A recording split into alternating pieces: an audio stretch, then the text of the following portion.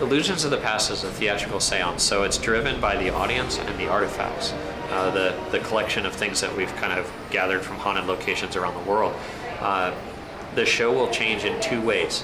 Sometimes it changes by the audience's responses to the things that are on the stage.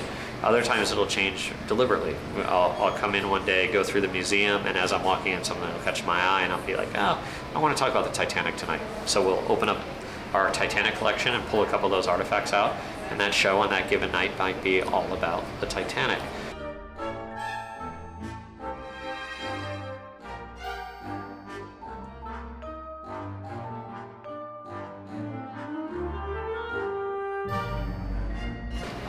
The other way it changes is we initiated something called the Shadow Project, which is the idea of an audience conjuring a ghost, of taking 50 people and just saying, what do you imagine to be in this room tonight? And we kind of started the show tonight with that, of having 50 people just see a shadow and imagine it either an adult or a child, but not to give it any definitive form. And then we let the audience decide the identity of that shadow. And everything that then takes place through that person that they've created. Tonight it was a man that was 36, and his name was John. He was wearing a brown suit and a blue tie, and he was traveling in third class on the ship. So that became our central character tonight.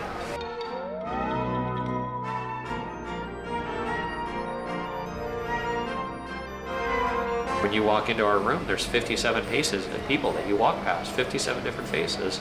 Those are all the people that died on this ship when it was in service. So it's a little interesting when somebody walks past a face and a collective audience suddenly creates that person and brings them to life in our room.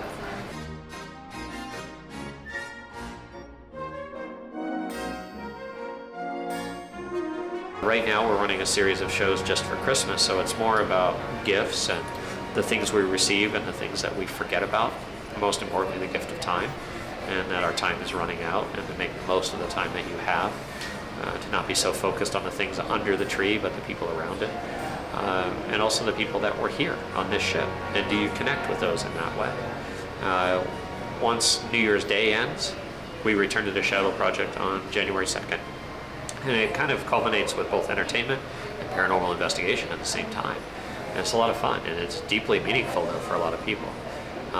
The goal is always to have people visit the Queen Mary and leave here feeling a little more part of its history and a little more connected to it.